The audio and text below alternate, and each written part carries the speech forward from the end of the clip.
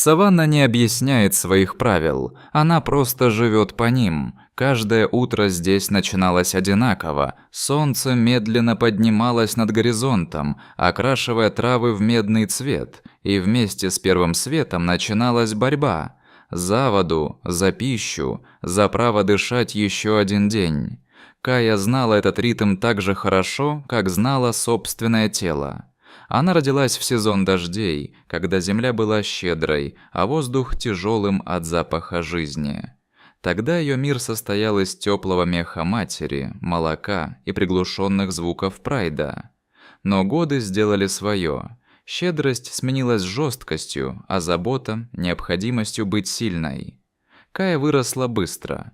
Она не была самой крупной львицей, но отличалась другим – вниманием. Она замечала малейшие изменения в ветре, в поведении добычи, в настроении сородичей. Когда другие бросались вперед, она выжидала.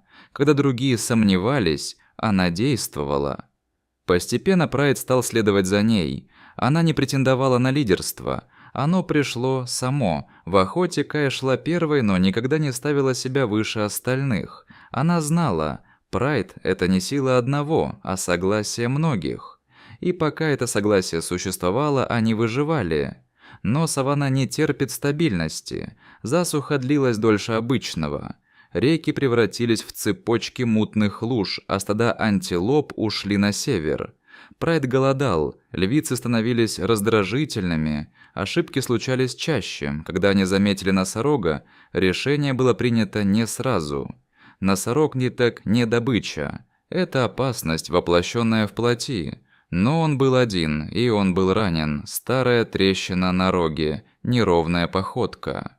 Голод шептал громче осторожности. Кая почувствовала тревогу. Что-то в этом животном было неправильным, но взгляды Прайда были устремлены на нее, ожидая решения. И она кивнула, едва заметно, но достаточно. Они пошли. Сначала все шло по плану. Львицы разделились, окружая носорога, вынуждая его тратить силы. Пыль поднималась стеной, солнце било в глаза. Кая выжидала момент, тот самый, единственный, и он пришел. Но вместе с ним пришла ошибка. Носорог резко развернулся, быстрее, чем должен был. Удар был не яростным, а точным, словно природа сама вмешалась. Рог вошел в бок Каи, разрывая плоть, ломая дыхание. Она упала, чувствуя, как мир теряет форму. Остальные отступили почти сразу. Это не было предательством, это было выживанием. Боль – странная вещь. Сначала она ослепляет, потом притупляется, превращаясь в фон. Кая лежала, чувствуя, как кровь пропитывает землю под ней. Она пыталась подняться, но тело не отвечало. Когда шаги Прайда исчезли, пришла тишина. Саванна снова стала огромной. Слишком огромной для одного раненого тела. Ночью пришел дождь, он не смывал боль, он делал ее глубже. Вода проникала в раны, холод сковывал мышцы. Кая дрожала, но не теряла сознание. Инстинкт удерживал ее на грани, дни сменяли ночи, или наоборот. Время больше не имело значения. Мухи стали частью ее реальности. Их было так много, что иногда казалось, это они теперь хозяева ее тела. Запах смерти был первым знаком того, что саванна уже начала процесс, но Кая все еще дышала. Шум мотора ворвался в ее мир резко, почти болезненно. Кая попыталась поднять голову и не смогла. Глаз приоткрылся лишь на мгновение. Фигуры были странными. Высокие, двуногие, пахнущие металлом и чужеродной жизнью. Она не понимала, кто они, но чувствовала – это не хищники. Микки первым заметил дыхание. Она жива. Олив молчал. Он знал протоколы, знал риски. Но знал и то, что иногда протоколы пишутся для тех, кто боится принимать решения. Они подошли ближе. Игла, укол, холод. Запах, который отогнал мух. Впервые за долгое время вокруг стало тихо. «Луна», — сказал кто-то. Имя зацепилось за сознание, как слабый луч света. Сон был глубоким и тяжелым, без образов, без боли, только пустота. Операционная была наполнена напряжением. Некроз распространился глубоко, каждый надрез был выбором, каждый шов – надеждой. Когда все закончилось, никто не сказал «она спасена». Сказали лишь «посмотрим». Луна лежала неподвижно. Теперь она была больше не частью саванны и еще не частью жизни. Она была между. Пробуждение было медленным. Мир возвращался частями. Сначала боль, потом запахи, потом свет.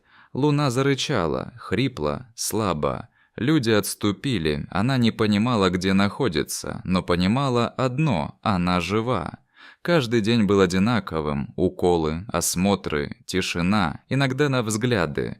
Луна не искала контакта, но запоминала лица. Не из благодарности, из осторожности. Первый шаг стал испытанием. Лапы дрожали, тело тянуло шрамом, но она стояла. Это было важно. Вольер не был свободой, но и не был клеткой. Здесь пахло землей, здесь был ветер, здесь ночью слышались настоящие звуки саванны. Луна ходила вдоль границы, отмечая ее запахом, словно проверяя, принадлежит ли это место ей. Инстинкты возвращались рывками. Иногда она ловила себя на том, что замирает, готовясь к прыжку. Иногда, что слушает ночь так, как раньше. Шрам стал частью ее тела. Он болел, тянул, напоминал. Но он не был слабостью. Люди приходили, смотрели, слушали рассказы. Луна не знала слов «образовательная программа» или «символ выживания», но она чувствовала взгляды, не хищные, не равнодушные. В них было что-то иное. Ее жизнь стала историей. Самец появился без предупреждения. Большой, спокойный, уверенный. Луна наблюдала издалека. Она не доверяла, не спешила. Симба не приближался без нужды. Он уважал расстояние. Это было важно. Когда он лег рядом, не касаясь, Луна не ушла. Когда их бока соприкоснулись, она не отстранилась. Иногда доверие начинается не с шага, а с неподвижности. Теперь, когда солнце садилось над Масаи Мара, Луна лежала рядом с Симбой. Туристы видели пару львов, люди – историю. А саванна видела то, что видит всегда – жизнь продолжающуюся, несмотря ни на что. Луна закрывала глаза и чувствовала дыхание рядом. Она больше не была Каей, оставленной умирать. И еще не была тем, кем станет. Она была живой. А этого в саванне достаточно. Время в саванне не измеряется годами. Оно измеряется шрамами, сменой сезонов и тем, кто остается рядом. Шрам на боку Луны побледнел. Он больше не болел, не тянул кожу, не напоминал о себе при каждом движении. Он стал частью ее формы, как грива у Симбы, как складки земли после дождя. Только иногда, в особенно жаркие дни, Луна чувствовала легкое жжение, словно прошлое тихо напоминало о себе. Она стала старше. Не старой, опытной. Ее движения уже не были резкими, но в них появилась уверенность, которую нельзя выучить. Она не бросалась первой, не доказывала силу. Она знала, когда нужно смотреть, а когда действовать. Симба все так же был рядом. Их связь не была громкой. Они не нуждались в постоянном подтверждении. Иногда они могли лежать в разных концах вольера, не видя друг друга, но зная, второй здесь. Этого было достаточно. В ту ночь Луна не охотилась. Она лежала в тени, тяжело дыша, чувствуя, как тело работает иначе. Инстинкты подсказывали, начинается то, чего нельзя ускорить. Рейнджеры наблюдали издалека, они не вмешивались. Рассвет встретил заповедник тихо. Первый детеныш появился почти беззвучно, маленький, теплый, слепой. Луна осторожно подтянула его лапой и прижала к животу. Второй появился позже, слабее, но живой. Она вылизала его дольше, настойчивее, словно передавая силу через прикосновение. Симба наблюдал на расстоянии. Он не подходил сразу, он знал этот момент, когда присутствие важнее действия. Когда он лег неподалеку, не закрывая обзор, Луна позволила себе расслабиться. У нее были детеныши. Детеныши росли быстро. Один был спокойнее, часто спал, прижимаясь к матери. Другой, беспокойный, любопытный, постоянно пытался подняться раньше времени. Луна наблюдала за ними внимательно, но не вмешивалась без необходимости. Она не была мягкой матерью, но была надежной. Когда один из малышей упал, пытаясь идти, она не подхватила его сразу. Она ждала. И только когда попытка превратилась в усталость, она пододвинулась ближе, давая опору. Так учат выживать. Симба иногда подходил ближе, ложился рядом, позволяя детенышам забираться на его лапы. Он был теплым, спокойным, большим. Он был защитой, даже когда не двигался. Однажды один из детенышей ткнулся носом в бок Луны, туда, где проходил шрам. Он задержался, понюхал, лизнул, будто почувствовал неровность. Луна вздрогнула. На мгновение перед ней снова встала пыль, боль, одиночество. Но видение исчезло так же быстро, как появилось. Детеныш пискнул и прижался ближе, не зная ничего о прошлом. Луна посмотрела на него сверху вниз. Он не должен знать. Шрам не для передачи, он для памяти. История Луны стала легендой заповедника.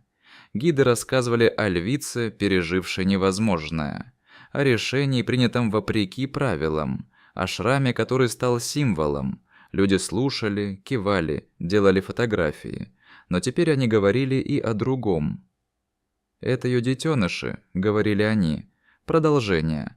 Луна не понимала слов, но чувствовала взгляд. Теперь он был другим, не сосредоточенным только на ней. Он был распределен как жизнь, между прошлым и будущим. Рейнджеры держались еще осторожнее. Теперь они отвечали не за одну судьбу.